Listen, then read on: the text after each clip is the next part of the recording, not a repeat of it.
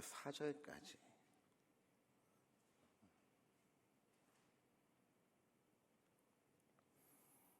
우리 제가 봉독해 올릴게요. 제가 1절부터 4절까지 봉독해 올릴게요. 예수께서 무리를 보시고 산에 올라가 앉으시니 제자들이 나아온지라. 입을 열어 가르쳐 이르시되 심령이 가난한 자는 복이 있나니 천국이 그들의 것이며 애통하는 자는 복이 있나니 그들이 위로를 받을 것이며. 아멘. 제가 오늘 기도할 때 우리 하나님을 아빠라고 불렀죠. 하나님 우리의 아빠가 되어주신다는 것이 얼마나 감격적인 줄 몰라요. 제가 이제 중학교 때 제가 개척교회 저희 어머니가 이제 교회를 다니셔가지고 저도 개척교회를 다녔는데 제 중등부 때 중등부가 4명인가 그래요. 중등부가 4명이었어요. 그 중에 1명이 저였고 또 1명이 우리 누나였고, 작은 누나, 우리 큰 누나는 고등부였고 그리고 우리 작은 누나와 나이가 똑같은 친구 1명이 있었는데 그 누나가 중등부 회장이었어요. 이 4명 중에서도 중등부 회장은 있어요. 그래서 그 중등부 회장이 매주 사회를 보며 기도를 하는데 그 누나가 있잖아요. 항상 기도할 때마다 하나님 아버지, 우리는 아버지라고 부르잖아요. 근데 항상 아빠라고 부르는 거예요. 그래서 중학교 때 하나님한테 아빠라고 부르는 게 맞나? 기도할 때마다 아빠 저희 왔어요. 이렇게 기도하는 거예요. 아빠께서 주시는 은혜 사모해요. 막 이렇게 기도하는 거예요. 그때는 그게 제가 듣기에 되게 어색했어요. 되게 어색하고 되게 이렇게 기도해도 되나? 라는 마음들이 있었는데 제가 나중에 신학을 하고 성경을 읽고 성경을 공부하고 성경 속에 들어있는 하나님의 마음을 딱 배우곤 있잖아요. 그게 맞구나. 라는 마음들이 있잖아요. 지금 제 마음속에 가득 차 있는 거예요. 그래서 제가 어디 공적인 자리에서 기도할 때 아빠라고 부르고 아빠라고 기도하진 않지만 제 개인적으로 혼자 새벽이라든지 홀로 기도할 때는 있잖아요. 우리 하나님을 아빠라고 부르거든요. 그러면 있잖아요.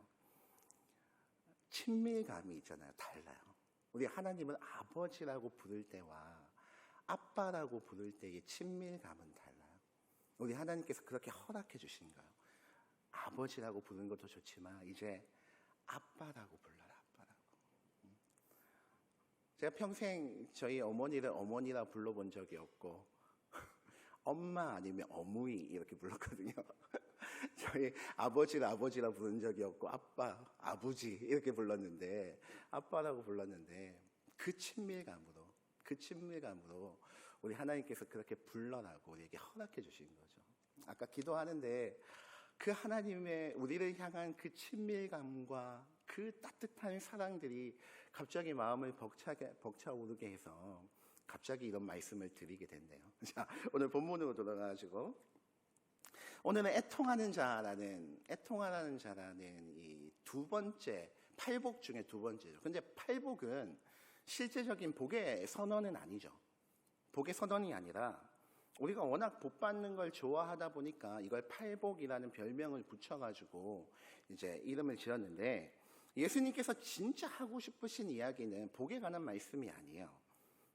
성도가 하나님 앞에서 복 받는 삶의 방식이 있다라는 거예요. 그러니까 복의 방점이 찍혀 있는 것이 아니라 복 받을 수 있는 성도의 삶의 방식이 있다라는 거예요. 어떻게 살아가면 하나님 앞에 복을 받을 수 있냐 이거죠. 그래서 앞에 4가지는 개인적인 것이죠. 그래서 심령이 가난하고 애통하고 온유하고 의에 줄이고 목마른 자, 하나님 앞에서의 개인적인 삶이에요. 나머지 4가지는 개인의 삶을 넘어 이웃과의 관계 가운데 어떻게 살아가야지 하나님의 복을 주시는가라는 것에 대한 말씀이 이 팔복에 관한 말씀인데 오늘은 두 번째로 애통하는 자가 복이 있다라고 선언하고 계셔요. 애통이라는 말은 마음에 있는 슬픔의 감정이 억제되지 못하고 터져 나오는 모습이거든요. 통곡하고 우는 모습이에요. 그 뭐 때문에 애통하느냐? 이게 중요하거든요. 무엇 때문에 애통하는가? 그 애통의 출처가 어디인지가 이 2절 말씀을 푸는 데 있어서는 핵심적인 요소예요. 넘어져가지고 아파가지고 우는가? 돈 떼어가지고 마음 속이 쓰여가지고 우는가? 뭐 때문에 울고 있냐? 뭐 때문에 애통하고 있냐? 이게 진짜 중요한 포인트인데, 여기서의 애통은 모든 슬픔과 모든 원통함을 일컫는 것은 아니에요. 이 어디서 비롯된 애통이냐면 심령의 가난에서부터 비롯된 애통이라는 거죠. 심령의 가난이 어디 있습니까? 3절이죠. 심령이 가난한 자는 복이 있다라고 앞서서 선포했지 않습니까? 심령의 가난, 이 마음의 가난은 어떻게 가난해지는 거예요? 거룩하신 하나님 앞에 내가 어떤 존재인지 깨닫게 되어지면, 거룩하신 하나님을 비로소 만날 때 내가 얼마나 구제불능의 인간이고 얼마나 아무것도 아닌 존재인지를 깨닫게 되어지냐. 거기서부터 뭐가 시작되어지냐면 마음의 가난이 시작되어지는 거예요. 요게 있잖아요.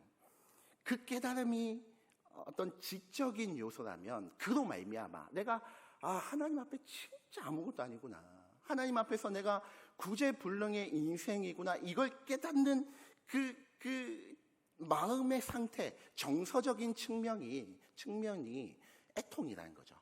그러니까 심령이 가난하다라는 말은 지적인 깨달음이라고 한다면 정서적인 측면으로 하나님 앞에 그런 나의 모습을 두고 애통하는 것이라는 거죠. 그래서 심령이 가난한 자와 이 애통하는 자는 결코 분리되지 아니하고 연결되어져 있는 거예요.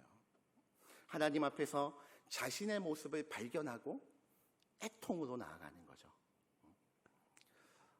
그런 대표적인 인물이 베드로인 것 같아요. 베드로. 여러분, 예수님께서 십자가를 앞두시고 제자들과 함께 하셨던 최후의 만찬 자리 기억하시죠? 그곳에서 예수님께서 예수님의 십자가에 대한 시청각 교육을 시켜주시는 거예요. 어떻게 시켜주시냐면 최후의 만찬의 자리에 떡을 떼어주시며 이것은 무엇이다? 받아 먹어라. 이것은 내 몸이다. 그리고 잔에 포도주를 따라 나눠주시며 이것은 죄사함을 얻게 하려고 많은 사람을 위하여 흘리는 바 나의 피, 곧 언약의 피다라고 말씀하시는 거예요. 지금 떡을 떼어주시며 이건 뭐다? 내 몸이다. 포도주를 따라주시며 이건 내 피다라고 말씀하시며 예수 그리스도의 십자가에 대해 시청각 교육을 시켜주시는 거예요. 그리고 그 자리에서 내가 이 십자가로 나아갈 때에 너희가 오늘 밤에 다 나를 버리겠다라고 말씀해 주셨어요. 이건 있잖아요. 예수님께서 제자들을 모아놓고 야, 오늘 밤에 너희 나 다 버릴 건데 너희 그따구로 살지 마. 너희 나 다 배신할 거야. 이렇게 비난하시는 말투가 아니에요. 비난하시는 게 아니에요. 너희가 오늘 밤에 나를 다 버리겠다라고 말씀하시고는 그 이후에 무슨 말씀을 하셨냐면 내가 부활한 이후에 갈릴리에 먼저 가 있을게. 거기서 만나자. 이렇게 말씀하시는 거예요. 그럼 이거는 무슨 말씀이냐면 앞으로 일어날 일들을 미리 알려주심으로 말미암아 제자들이 자신들의 배신으로 너무 상심하지 않길 바라는 예수님의 따뜻한 마음이 들어있는 거예요. 너희가 오늘 밤에 다 나를 버릴 거지만 야, 걱정하지 마. 괜찮아. 너희 배신한 걸로 말미암아 마음 너무 쓰지 마. 내가 부활한 이후에 갈릴리에 먼저 가 있을게. 거기서 우리 만나자. 이 이야기하고 계시다라고요. 그래서 그들이 예수님을 배신하고 배반함으로 말미암아 너무 큰 상처를 받고 다시 예수님 못 만날 거야. 우리가 어떻게 그 생명 되시는 예수님을 배신했지, 배반했지, 이러고는 자책하고 막 예수님을 만나는 걸 두려워하지 않도록 미리 일어날 일들을 예수님은 미리 알려주시는 거야. 그래도 나 다 이해해. 그러니까 걱정하지 말고 부활하면 내가 갈릴리에 가 있을 테니까 거기서 보자. 이 말씀하고 계시다고요. 거기서 베드로가 딱 나서죠. 그리고는 무슨 얘기합니까? 모두 주를 버릴지라도 그 주변에 제자들과 함께 있지 않습니까? 다 주를 버릴지라도 나는 결코 버리지 않겠습니다. 나는 절대 안 버립니다. 호언장담을 하는 거예요. 예수님께서 그 베드로를 어떤 마음으로 보십니까? 측은한 마음으로 보시는 거예요. 측은한 눈빛으로 바라보시는 거예요. 그리고는 오늘 밤 닭 울기 전에 네가 나를 3번 부인할 것이다 라고 말씀해 주세요. 그것도 같은 의미예요. 닭 울기 전에 네가 나를 3번 부인했다고 너무 상심하지 마. 너무 마음 아파하지 마. 나 이미 다 알고 있지만 너 사랑하잖아. 이미 알고 있지만 너를 품고 있잖아. 그 말씀해 주신다고요. 베드로가 그 이야기를 듣고도 깨닫지 못하는 거예요. 막 단언하는 거야. 내가 주와 함께 죽을지언정, 내가 주님과 함께 죽을지언정 결코 부인하지 않겠습니다. 여러분, 지금 베드로가 마음에도 없는 이야기 하는 거예요? 거짓말하고 있는 거예요? 아니에요.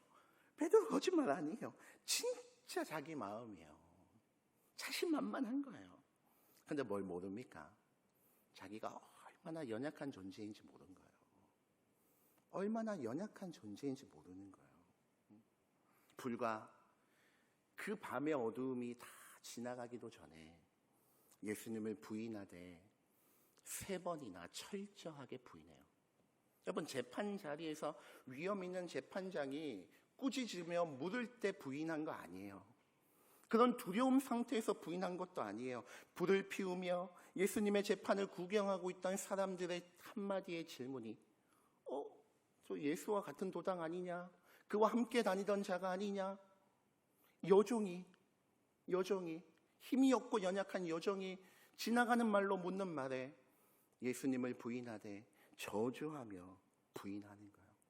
그때 뭐가 옵니까? 알람이 울어요? 아니요. 마치 우리가 새벽에 깨기 위해 알람을 맞춰 놓듯이 마침 그때에 우리 예수님의 예언처럼 닭이 꼬끼요 하고 우는 거예요. 이 장면을 우리가 한번 찾아봤으면 좋겠는데 누가복음 22장을 한번 찾아볼게요. 누가복음 22장.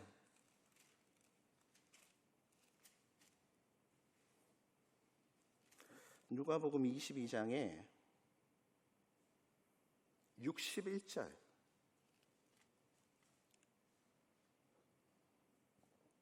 61절, 62절 같이 한번 읽어볼까요?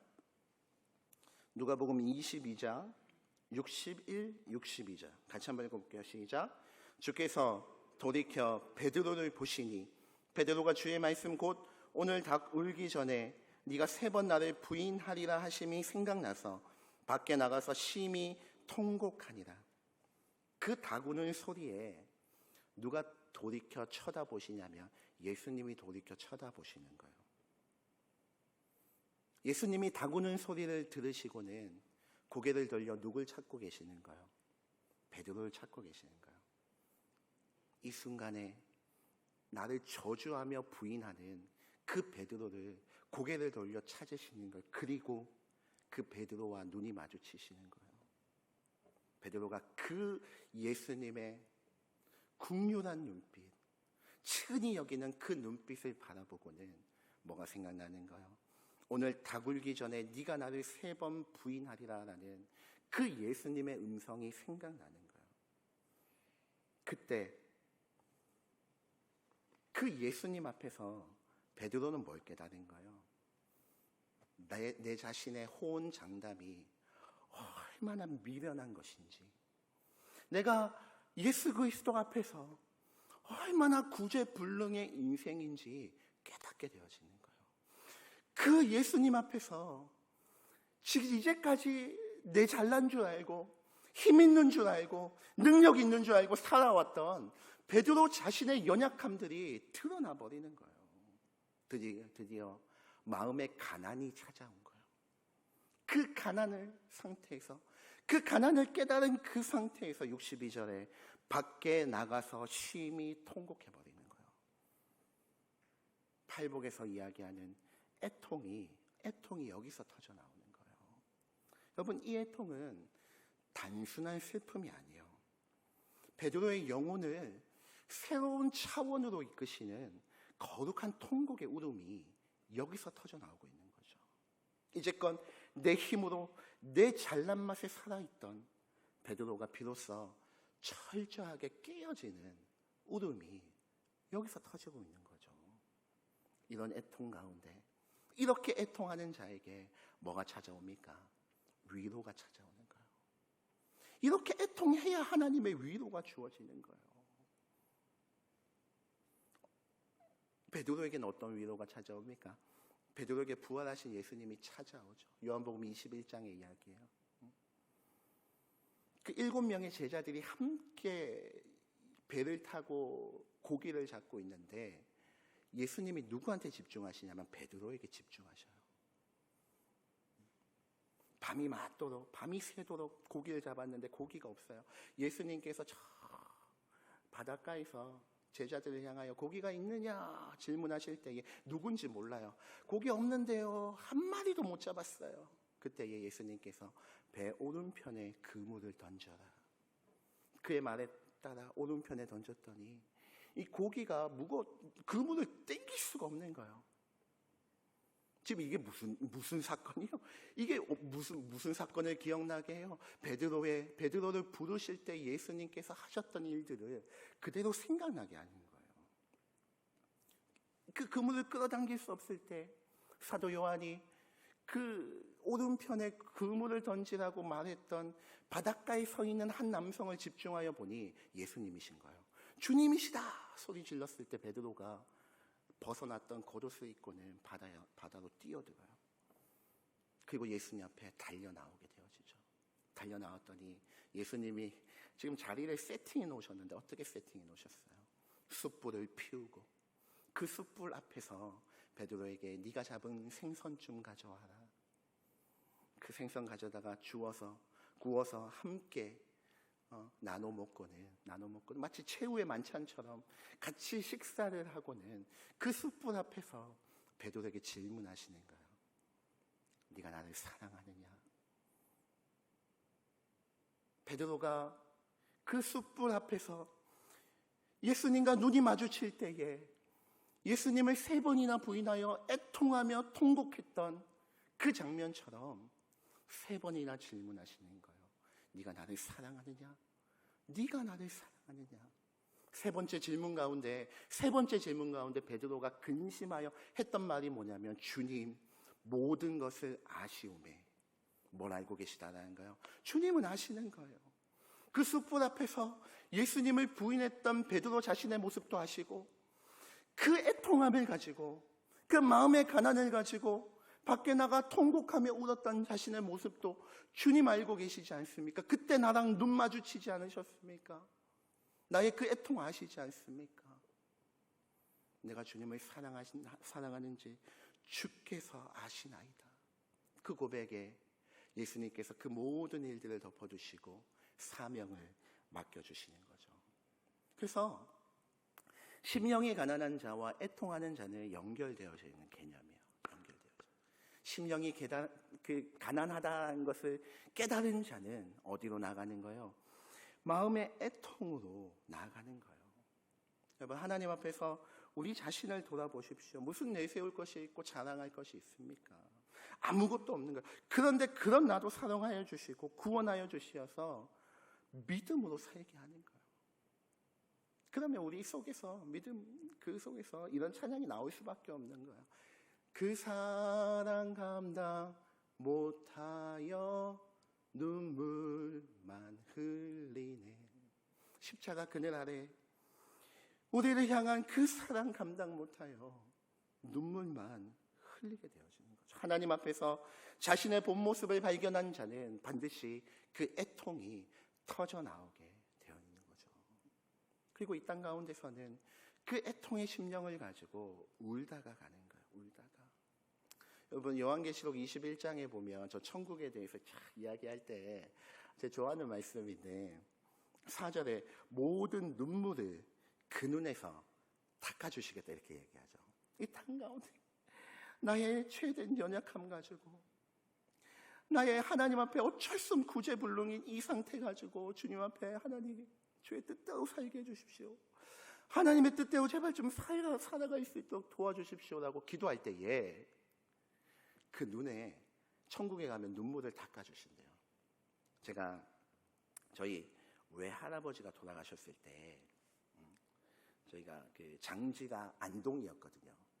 안동으로 우리 가족들이 쫙 갔는데 그 안동 저희 외할아버지 이제 고향에서 살고 계시던 친척 한 분이 저희가 오는 걸 보시고 저희 어머니를 끌어안고는, 그분이 연세가 많으셨어요.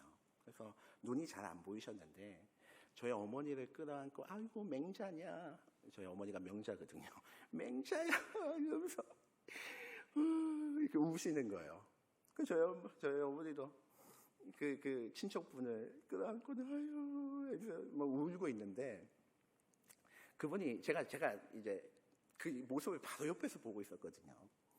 그 친척 어르신이 저희 어머니의 눈을 손으로, 이제 눈이 잘 안 보이시니까 손으로 이렇게 만지시는 거예요.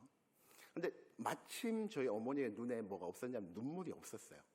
그랬더니 만지시더니 아이고 이러고는 또 한 2, 3분 더 우시는 거예요. 그랬더니 저희 어머니가 마음이 이제 격해져가지고 눈물이 쭉 나니까 그제서야 이제 손을 다시 만지시고 눈물을 닦아주시고 그래 둘째 어디 있냐 이러면서 또 다른 분을 안고 하시더라고요. 저 그 모습을 보면 이 말씀이 자꾸 생각나는 거예요. 이 말씀이 자꾸 생각나는 거예요. 어떤 말씀? 천국에서 모든 눈물을 그 눈에서 닦아주시겠대요. 근데 이 땅 가운데 눈물 한 방울 안 흘리고 가면, 이 땅 가운데 눈물 한 방울 안 흘리고 가면 저 천국에서 우리 예수님께서 내 눈을 만지시며 뭐라 하시겠습니까? 야, 너는 어떻게 된 게 닦아줄 눈물 하나가 없냐?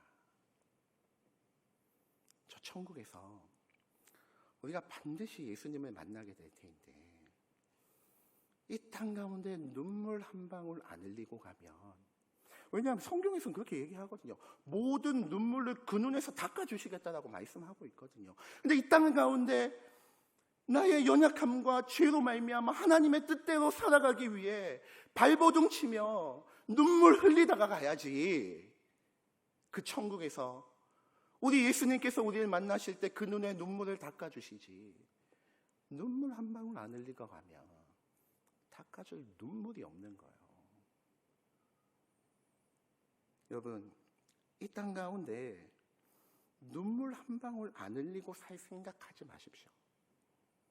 우셔야 돼요. 울어야 돼요.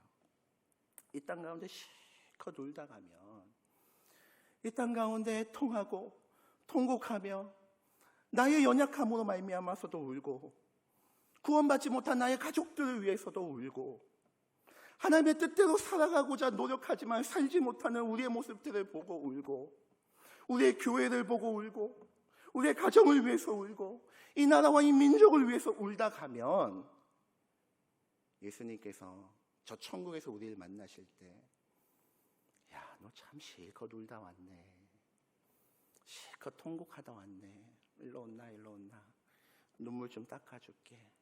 그래서 모르겠어요. 우리 옛날 어릴 때 우리 어머니들 막 이 치마 자락 들어가지고 눈물 닦아주고, 흥해라 흥해, 코 하면 코 닦아주고. 우리 예수님 그렇게 우리 안아주시지 않겠습니까? 애통하다가 울다가 주님의 그 위로가 우리에게 주어지게 주의 이름으로 소원합니다. 함께 찬양하도록 할게요. 십자가 그늘 아래 찬양.